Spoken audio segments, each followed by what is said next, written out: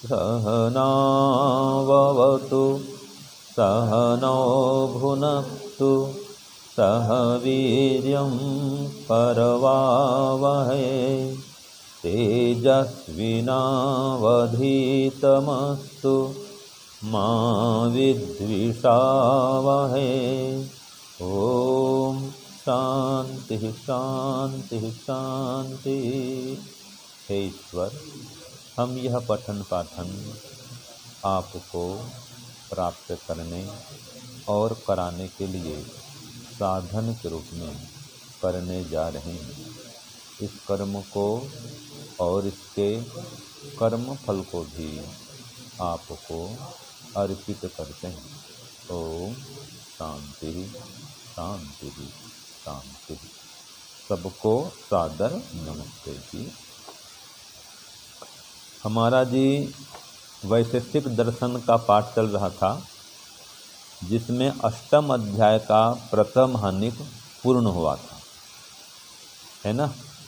और उसमें विषय क्या चला था कि जो हमको घट वस्त्र आदि का ज्ञान होता है वो क्रमशः होता है, क्रम से होता है ना।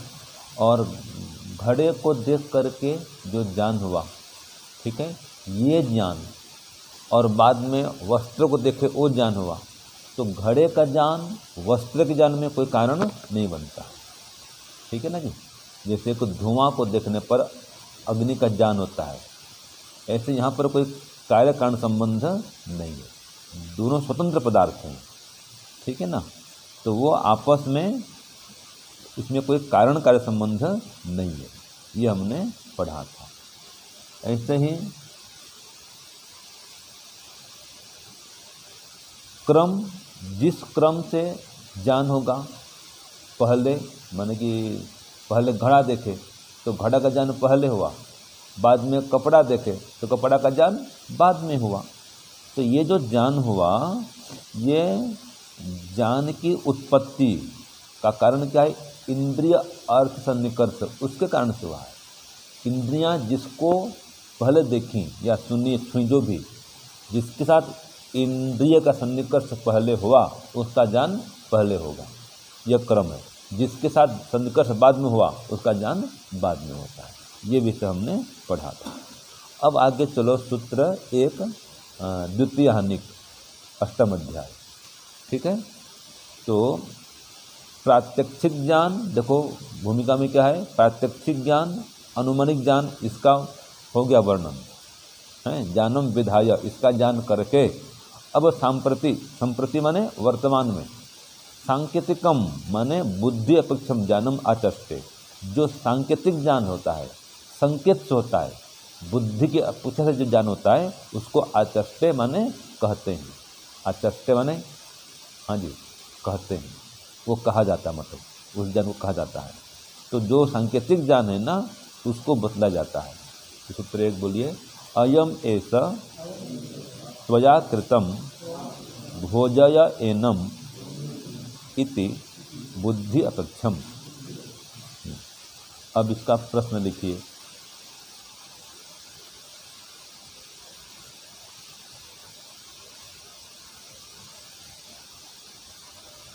लिखो, सांकेतिक ज्ञान किसे कहते हैं? सांकेतिक ज्ञान किसे कहते हैं?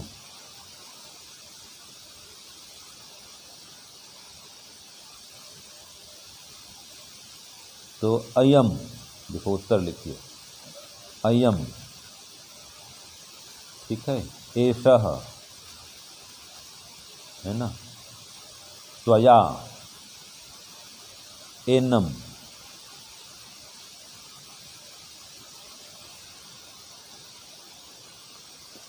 इत्यादि,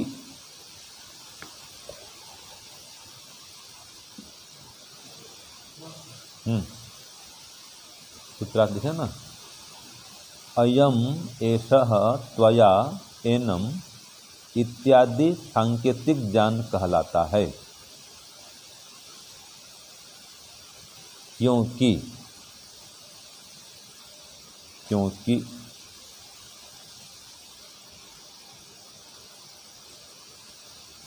यह हाथ आदि के संकेत से होता है। यह हाथ आदि के संकेत से होता है। ठीक है, ये हो गया। अब इसमें ब्रैकेट में लिख दीजिए अयम, उदाहरण लिखो, ऐसा कर दो, नीचे लिखो उदाहरण लिखो, सूत्रार्थ पूरा हो गया। ठीक है, अब उदाहरण लिखो अयम देवदत्तः, यह देवदत्त है। ये संकेत हुआ ना भाई, यह कौन है? देवदत्त। विज्ञान कैसे हो रहा है जी? संकेत से हो रहा है ना। और ऐसा महाविद्वान, यह महाविद्वान है।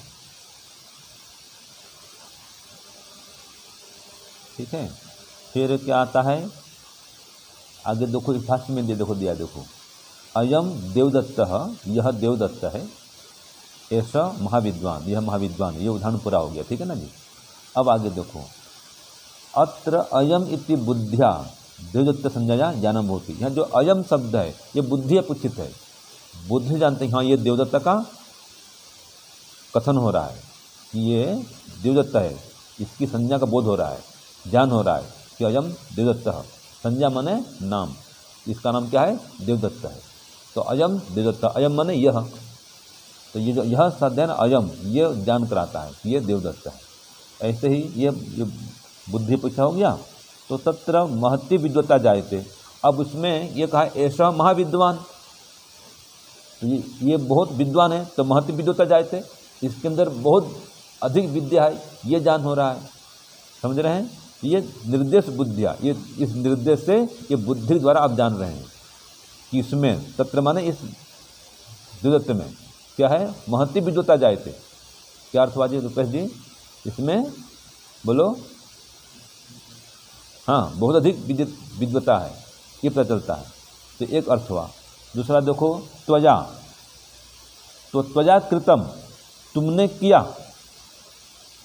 तुमने किया, त्वया कृतम, तेरे द्वारा किया गया, ये होता है। तो यहाँ पर युष्मत बुद्धि बन रही है कि तुमने किया।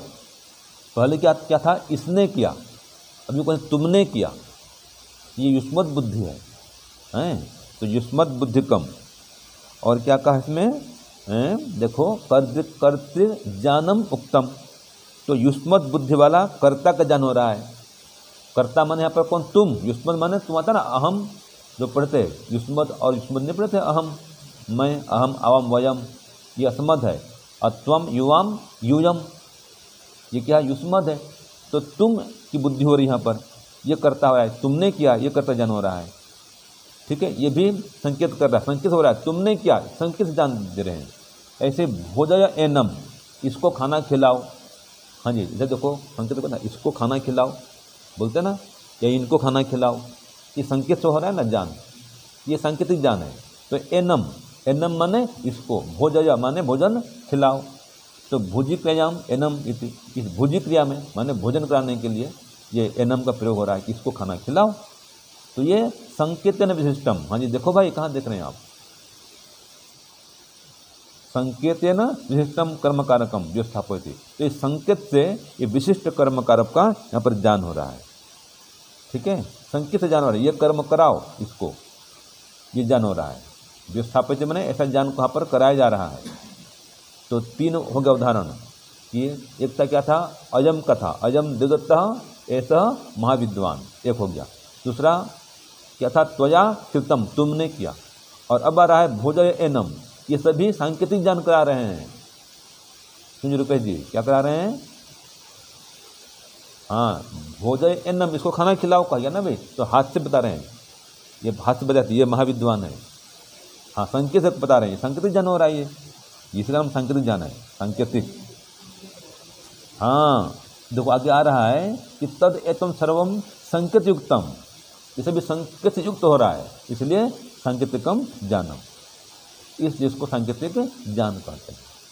तो निर्देश कृताम बुद्धि में पूछते, बुद्ध एवं इच्छितम, तो निर्देश से आप जान रहे हैं, बुद्धि लगा रहे हैं, ये बुद्धि के अपेक्षा से ज्ञान हो रहा है, बुद्धि में ज्ञान आ रहा है। हाँ, इसको बोलते हैं। तो इसमें न प्रत्यक्षम ज्ञानम न लैंगिकम, ये प्रत्यक्ष नहीं है जो इसको करा, इसको कहा आपने, यह कहा, तो यह माने देख के समझे संकेत से। अगर संकेत नहीं करते, चुपचाप मैं बैठा हूँ, इधर 5 आदमी हैं, मैं बोलूँगा ऐसा भी नहीं करूँगा, और इसको खाना खिलाओ, चुप। अब किसको खिलाएंगे भाई, 5 आदमी हैं। अब मैं बोलूँ इसको खाना खिलाओ, और किसको खाना खिलाओ, तो बताना आप इसको खाना खिलाओ, या इशारा करेंगे इसको खाना खिलाओ। ये संकेत है, ये इसका नाम है सांकेतिक ज्ञान। अयम, एनम, त्वया, ये शब्द प्रयोग हो रहा है ना जी, इससे जो ज्ञान हुआ इसको बोलते हैं सांकेतिक ज्ञान। क्या समझे रुपेश जी? संकेत से हो रहा है, इसको खाना खिलाओ, ठीक है, यह महाविद्वान है। यह, अगर मैं बोलूँ, हाथ संकेत नहीं करूँ, आप 5 बैठे हैं, मैं बोलूँ ये महाविद्वान है। अब कौन महाविद्वान है भाई, या तो नाम लो उसका, तो नाम तो ले नहीं रहे, यह बोलते हैं यह महाविद्वान है। अब यह महाविद्वान, तो या तो उसको संकेत करो यह महाविद्वान है, या सिर से को यह महाविद्वान है, ऐसे। तो संकेत से जो ज्ञान हुआ उसको बोलते सांकेतिक ज्ञान। तो ये शब्द पकड़ो, क्या लिखा था हम, अयम, ऐसा, त्वया और एनम, इनके द्वारा जो ज्ञान हो रहा है। ये प्रत्यक्ष शब्द नहीं हुआ है, न प्रत्यक्ष न लैंगिक है न अनुमानिक है, ये तो शब्द से ज्ञान हुआ, सांकेतिक ज्ञान है ये, ठीक है। ये शब्द ज्ञान करा रहा है, एनम, इसको खाना खिलाओ। अगर इसको बोल करके संकेत नहीं करते तो आप जान नहीं पाते कि किसको खाना खिलाना है, ठीक है। तो ये क्या है, सांकेतिक ज्ञान कहलाता है। हो गया स्पष्ट? अब देखो, इसको बुद्धि की अपेक्षा से कहा है, सूत्र में है ना, भोजे अनुमिति बुद्धि अपेक्षम, ये सब ज्ञान बुद्धि की अपेक्षा से होता है, ठीक है ना जी। हाँ, तो अब इसको प्रश्न 2 में आ रहा है कि देखो कल का भूमि में कि कथम ही एतत् ज्ञानम बुद्धि अपेक्षम उच्यते। भाई ये ज्ञान बुद्धि के अपेक्षा से क्यों कहा गया है? न स्वतंत्रम, स्वतंत्र क्यों नहीं है ये? स्वतः संभूतम, स्वयं होने वाला ज्ञान क्यों नहीं है? ये बताया जाता है। तो लिखो, प्रश्न लिखो, सांकेतिक ज्ञान को बुद्धि अपेक्षा क्यों कहा है? लिखिए प्रश्न 2, सांकेतिक ज्ञान को बुद्धि की अपेक्षा से भी देख सकते हैं, बुद्धि की अपेक्षा से क्यों कहा है, अथवा बुद्धि अपेक्षा क्यों कहा है? सांकेतिक ज्ञान को बुद्धि की अपेक्षा से क्यों कहा है, यह ज़्यादा स्पष्ट है।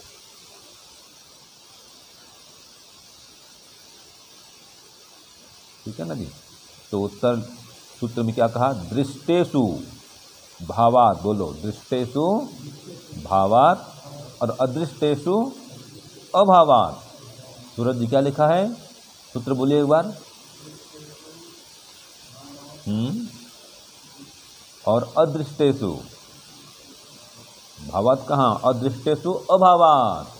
ध्यान से सुनिए, ये अ का ही व बन गया है, उ और अ मिलकर व बनता है, ठीक है। क्यों पद्मनाभ जी, उ और अ मिलकर क्या बनता है, व। ये है दृष्टेषु अभावात, इसमें व लिखा है, ठीक है। तो अब इसका सूत्रार्थ लिखिए, अर्थ लिखिए, उत्तर लिखिए। दिखने वाले पदार्थों में, देखो भाई, दिखने वाले पदार्थों में सांकेतिक ज्ञान संभव है।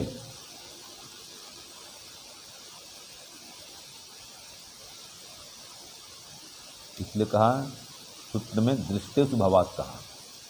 तो लिखो, दिखने वाले पदार्थों में सांकेतिक ज्ञान क्या है, संभव है। आगे लिखो, और जो पदार्थ नहीं देखे, जो पदार्थ नहीं दिखे या नहीं दिखते, जो पदार्थ नहीं देखे हैं या जो पदार्थ नहीं दिखते, कभी नहीं दिखते, ऐसा को जो पदार्थ कभी नहीं देखे को ज़्यादा अच्छा है ना। जो पदार्थ कभी नहीं देखे, ऐसा लिखो।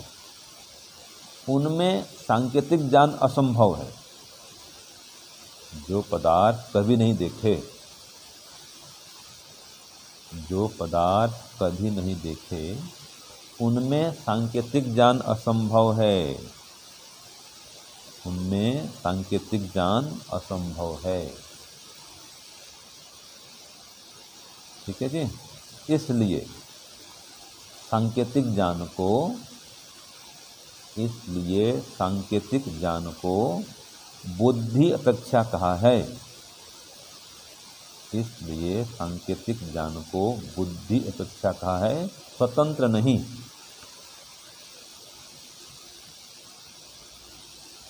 ठीक है ना।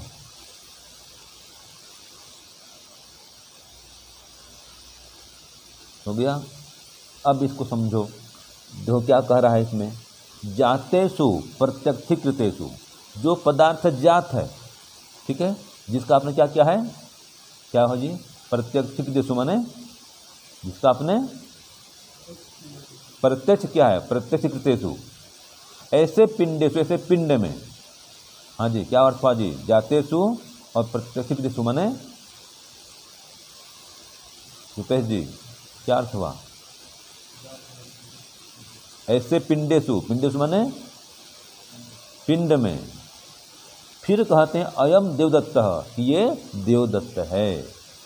तो ये संकेतात संज्ञा जन्म भवति, संकेत से इसकी संज्ञा का ज्ञान होता है। संज्ञा मन क्या होता है, नाम, लिख लो, संज्ञा माने नाम। ठीक है, तो संकेत से इसका नाम पता चला आपको, ये देवदत्त है। तो जिसको जानते हैं, जो जान है, देख रहे हैं, हाँ, जो जात है मतलब जिसको देख रहे हैं, वहाँ संकेत काम करता है ना जी। और अज्ञातेषु परोक्षेषु संकेतस्य अभावात् माने असंभावात्, और जो परोक्ष में दिखता नहीं है वहाँ संकेत करेंगे। ठीक है, आप यहाँ पर 5-6 आदमी बैठे हैं, ठीक है, 6 आदमी हैं, तो आप दिख रहे हैं, तो मैं बोलूँगा आप में से भाई ये व्यक्ति बुद्धिमान है, ये व्यक्ति तेज है, ये गुणवान है। तो जो दिख रहा है वहाँ तो बोलेंगे ये सूरज जी हैं, ये रुपेश जी हैं, ये संतोष जी हैं, ये पद्मनाभ जी बैठे हैं। तो जो दिख रहा है वहाँ कथन होता है, और जो दिखता ही नहीं है, जिसको देखे नहीं है, कभी नहीं देखे, उसको क्या संकेत करेंगे, कोई बोल पाएंगे। यहाँ कोई व्यक्ति आया ही नहीं है, ठीक है, मान लीजिए आपके पिताजी हैं, क्यों जी आपके पिताजी यहाँ पर आए नहीं हैं, तो उनके लिए यहाँ पर संकेत करेंगे कि ये पिताजी आप आए हैं, नहीं संकेत करेंगे, वो देखे नहीं उनको भाई। तो जो दिखता है उसके लिए संकेत होता है, ये काली गाय है, लाल गाय है ना, यह दौड़ रही है, तो यह कथन हो रहा है।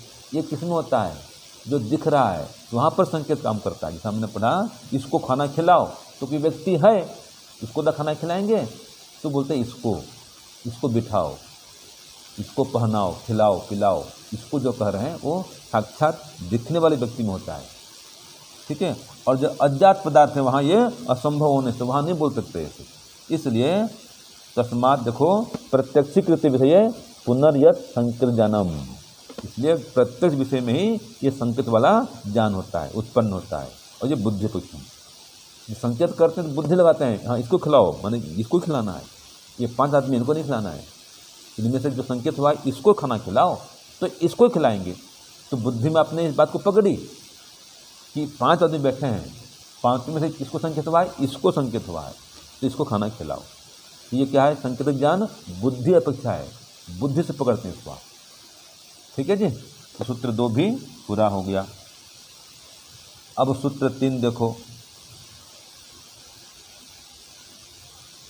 ये कह रहा है कि द्रव्य गुण क्रमणाम पृथक पृथक स्व विषयकम ज्ञानम तु उक्तम, कि द्रव्य गुण और कर्म का अलग अलग अपना अपना ज्ञान तो बता दिया गया। पहले पढ़ते थे ना, ये द्रव्य है, ये गुण है, कर्म है, ठीक है। तो अब कह रहा है इदानीम सर्वेषाम द्रव्य गुण कर्मणाम, इन सभी द्रव्य गुण कर्मों का प्रात्यक्षिक ज्ञानम निर्विष्टम उच्यते, जो इन सभी का क्या है, प्रात्यक्षिक ज्ञान है, उसको बताया जाता है। ठीक है, तो यहाँ पर जो शब्द आता है अर्थ, तो इंद्रिय और अर्थ सन्निकर्ष पढ़े ना, अर्थ कि जिस अर्थ से इंद्रिय का सन्निकर्ष होता है उसका ज्ञान होता है। ठीक है जी, जो द्रव्य हो, गुण हो, चाहे कर्म हो, अर्थ माने वो पदार्थ, गुण भी कहते हैं, जिसका सन्निकर्ष हुआ उसका ज्ञान हुआ, है ना। इसलिए कहा इंद्रिय अर्थ सन्निकर्षम ज्ञानम। अर्थ से माने किसी पदार्थ से, वस्तु से, विषय से आपका संबंध हुआ, आपकी इंद्रियां जुड़ी तो उनका ज्ञान हुआ, सन्निकर्ष वाला है। यहाँ पर जो शब्द हम पढ़ते हैं अर्थ, उसकी चर्चा हो रही है। तो लिखो सूत्र पर लिखो, बोलो। अर्थ इति द्रव्य गुण कर्मसु। तो लिखो, प्रश्न लिखिए।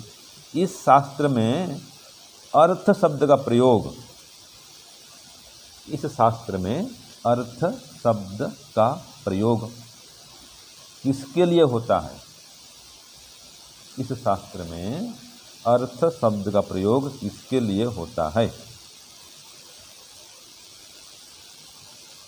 तो ये प्रश्न हो गया। अब देखो, भूमिका में क्या पढ़े थे कि द्रव्य गुण कर्म का ज्ञान बताया जाएगा। तो ये कह रहा है तो अर्थ शब्द से ये द्रव्य गुण कर्म तीनों का ज्ञान होता है, तीनों का प्रयोग होता है। ठीक है जी। अब लिखना इसको, तो तुम दिया ना, द्रव्य गुण कर्मसु अर्थ इति। तो जो हमने पढ़ा था, इंद्रिय और अर्थ का सन्निकर्ष होने पर ज्ञान होता है। तो अर्थ माने द्रव्य भी हो सकता है संतोष जी, और गुण भी हो सकता है, और कर्म भी हो सकता है। लिखो, उत्तर लिखिए। इस शास्त्र में अर्थ शब्द का प्रयोग, इस शास्त्र में अर्थ शब्द का प्रयोग द्रव्य गुण और कर्म, द्रव्य गुण और कर्म तीनों के लिए होता है। इस शास्त्र में द्रव्य अर्थ शब्द का प्रयोग द्रव्य गुण और कर्म तीनों के लिए होता है। ठीक है जी। पद्मनाभ जी, किसके लिए प्रयोग होता है? तीनों के लिए होता है। तो इसका उदाहरण दिया, देखो आगे कि अस्मिन शास्त्रे, इस शास्त्र में यही कहा ना, अर्थ इति शब्द, जो अर्थ का शब्द है, अर्थ शब्द आया है ना, वो कह रहा है खलु द्रव्य गुण कर्मसु प्रयुक्तो वेतव्य, कि द्रव्य में, गुण में, कर्म में, तीनों में लागू होता है, प्रयुक्त होता है। ये समझना चाहिए। तीन रुपये जी, समझ रहे हैं? हाँ, अर्थ शब्द क्या लिखा है इस शास्त्र में? अर्थ शब्द इति द्रव्य गुण कर्मसु प्रयुक्त। क्या अर्थ हुआ?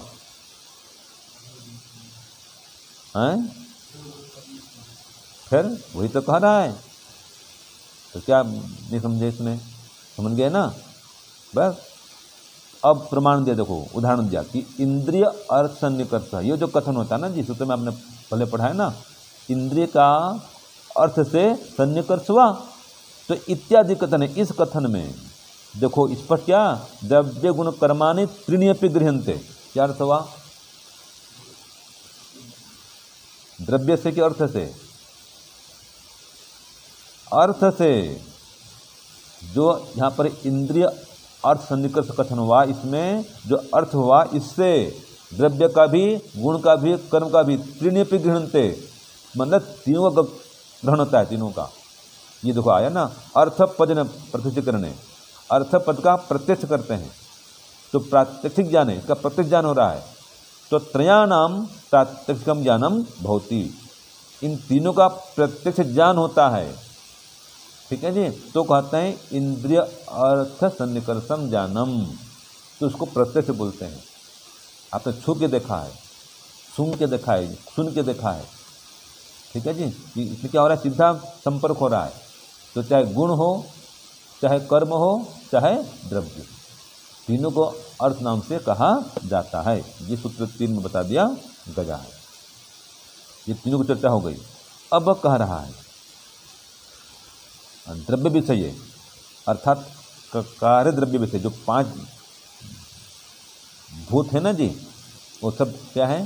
कार्य द्रव्य हैं।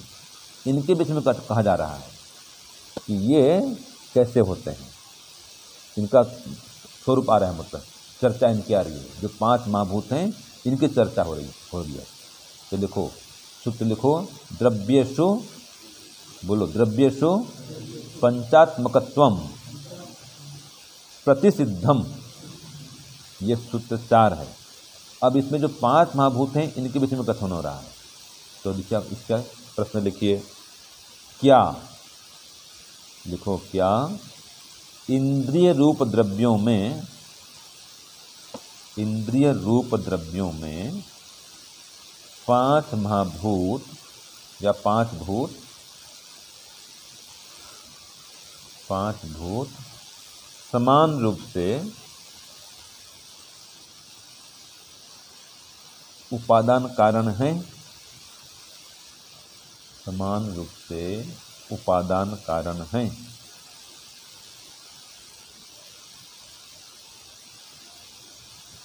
ठीक है, ये आपका प्रश्न हुआ।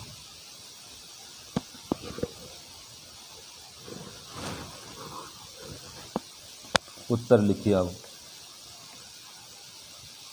इंद्रिय रूप द्रव्यों में, उत्तर लिखिए, इसी को दोहराइए प्रश्न का, जो लिखा है प्रश्न है ना, इसको दोहराइए, लिखिए इंद्रिय रूप द्रव्यों में 5 भूत समान रूप से उपादान कारण नहीं है। ठीक है ना।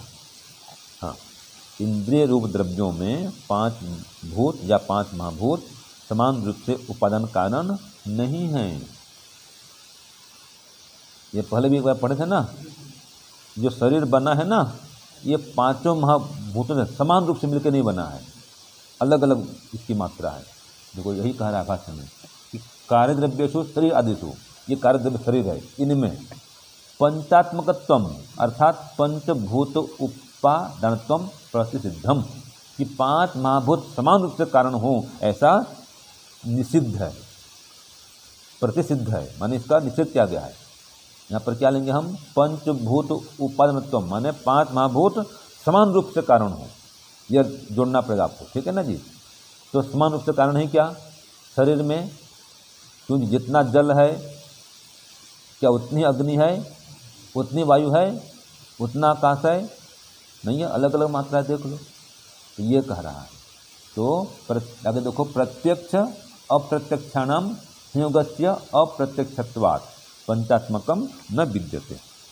तो क्या कहा इसमें, प्रत्यक्ष और अप्रत्यक्ष कितने शरीर में संयोग हुए हैं, शरीर में बहुत सारे संयोग हुए हैं ना, कुछ तो सीधा प्रत्यक्ष है जी, अच्छा दिखता है। तो यह कह रहा है कि प्रत्यक्ष और अप्रत्यक्ष जितने संयोग दिखते हैं, तो ये सब आप देख रहे हैं कि पंचात्मकम न विद्यन्ते, न विद्यते, ये पंचात्मक नहीं है। ये इसका सूत्र पढ़े थे 4-2-2 में, ये सूत्र तो है, क्यों जी, ये सूत्र है 4-2 और 2। ये कह रहा है, क्या कह रहा है, निकालो, 4-2-2 निकालिए, चौथा अध्याय द्वितीय आहनिक और सूत्र 2। देखो, शरीर 5 भूत उपादान वाला क्यों नहीं है, इसका ये था प्रश्न, यही विषय वहाँ उठाया था, और सूत्र वही का है, प्रत्यक्ष अप्रत्यक्षाणाम संयोगस्य अप्रत्यक्षात् पंचात्मकम। ठीक है ना। तो क्या हमने इसका पढ़ा था, दिखने वाले 3 भूतों में अर्थात पृथ्वी जल और अग्नि ये प्रत्यक्ष है जी, और न दिखने वाले वायु और आकाश, तो ये पांचों का संयोग न दिखने से शरीर 5 भूत उपादान वाला नहीं है। ये हमने पहले पढ़ा था, यही इसको यहाँ पर दिया है।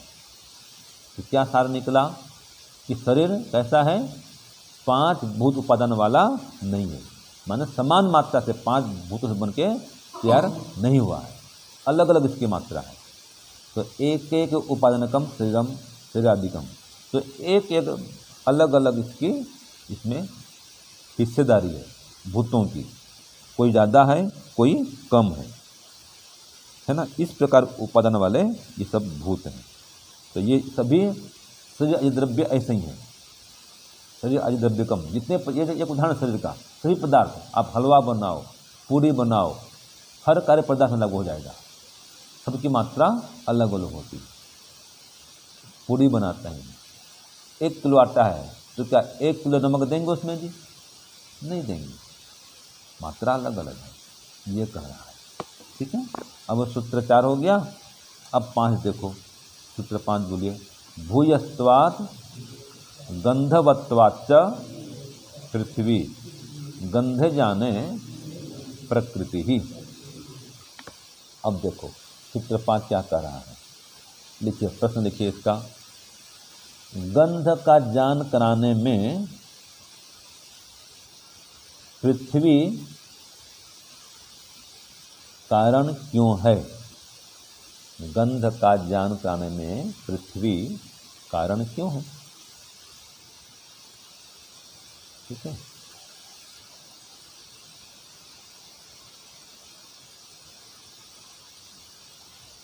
ये प्रश्न आ रहा है इसमें। तो क्या उत्तर कहा? भूयस्त्वात्, सूत्र 5 बोलिए। भूयस्त्वात् गंधवत्वाच्च पृथ्वी गंध जाने प्रकृति।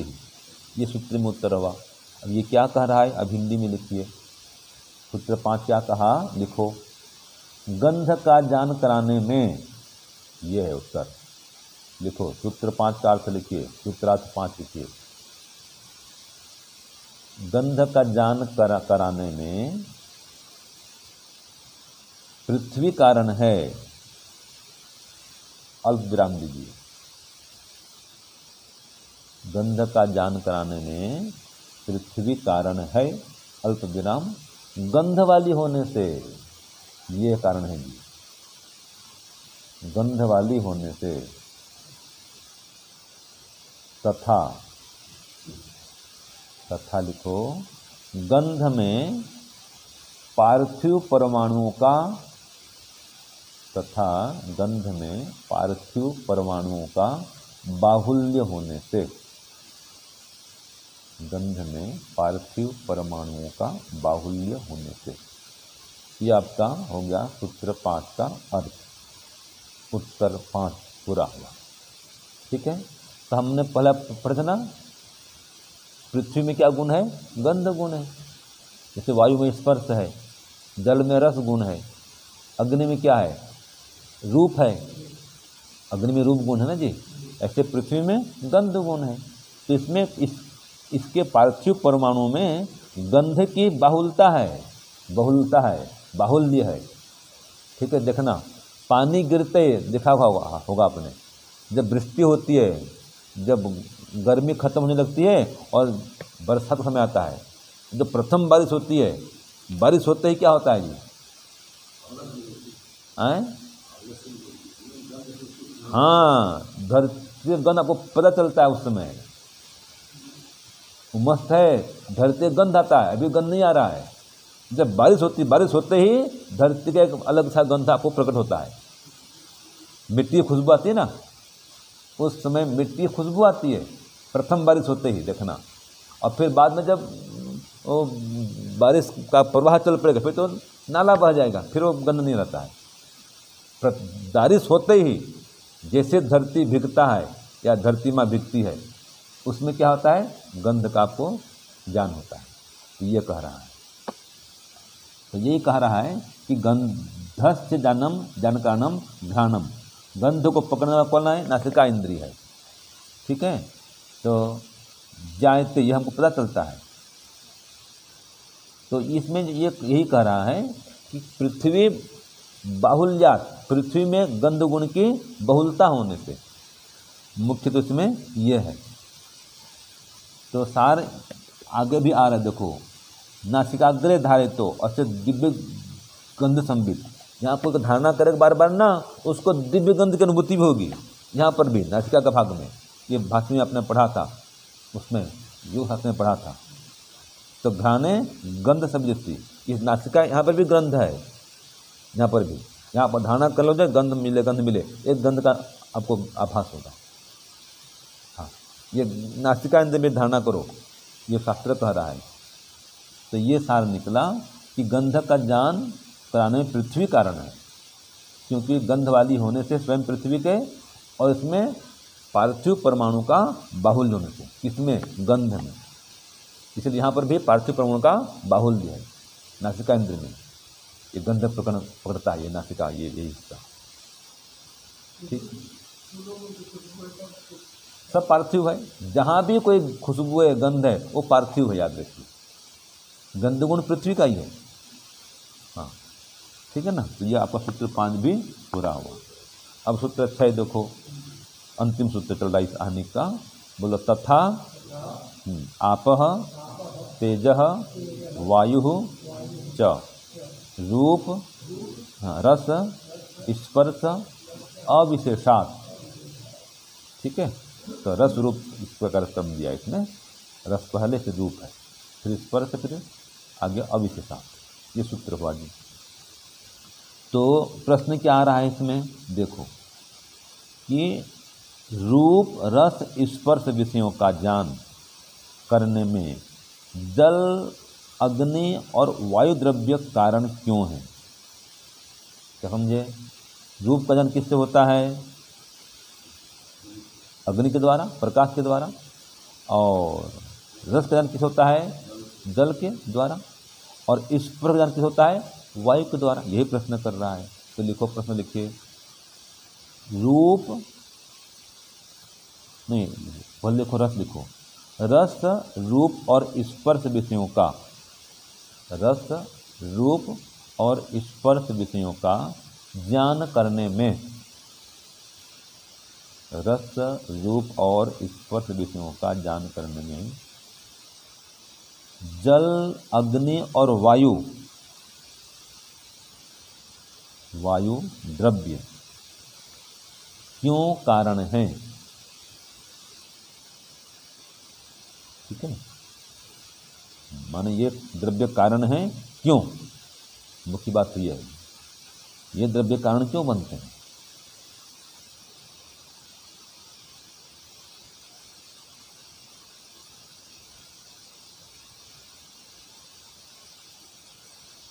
लिखो, उत्तर लिखो,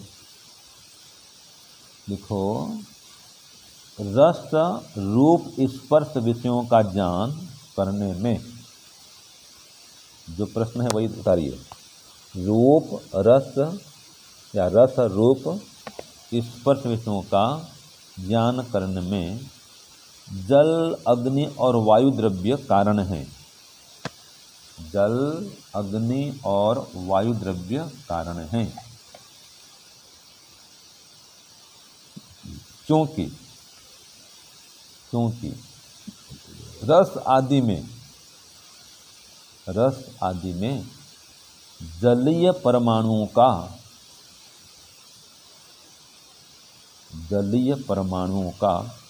बाहुल्य होने से,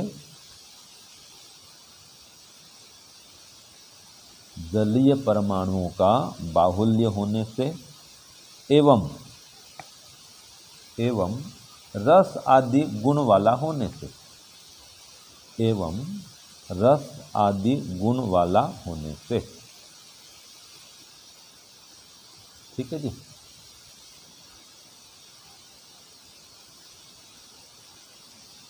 हो गया, ये सूत्रार्थ पूरा हो गया। अब देखो यहाँ पर क्या कहा, एक उदाहरण मात्र दिया है जल का, कि जल के जो परमाणु हैं, जलीय परमाणु, इनमें क्या कह रहा है, रस आदि में, जो रस आदि होते हैं इनमें जलीय परमाणु का बाहुल्य है। ऐसे ही अग्नि में क्या होगा, तेज में क्या होगा, आग्नेय परमाणु का बाहुल्य होगा, है ना, और वायु में क्या होगा, वायुवीय परमाणु का बाहुल्य होगा, और अग्नि में तेज गुण होगा, ठीक है, और वायु में स्पर्श गुण होगा। ठीक है, सबका अपना अपना गुण है। यहाँ पर एक का उदाहरण दिया है मात्र, खाली किसका उदाहरण दिया है, जल का दिया है, कि रस आदि में जो तीन पढ़े थे ना, रूप रस और स्पर्श, उदाहरण एक का दिया है।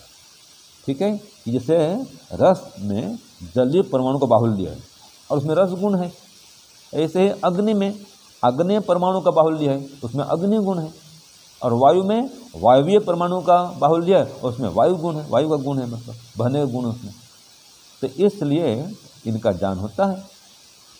तो इस प्रकार से ये कारण द्रव्य बनते हैं। रूप रस का ज्ञान इस कारण से होता है, क्योंकि में परमाणुओं की बहुलता है।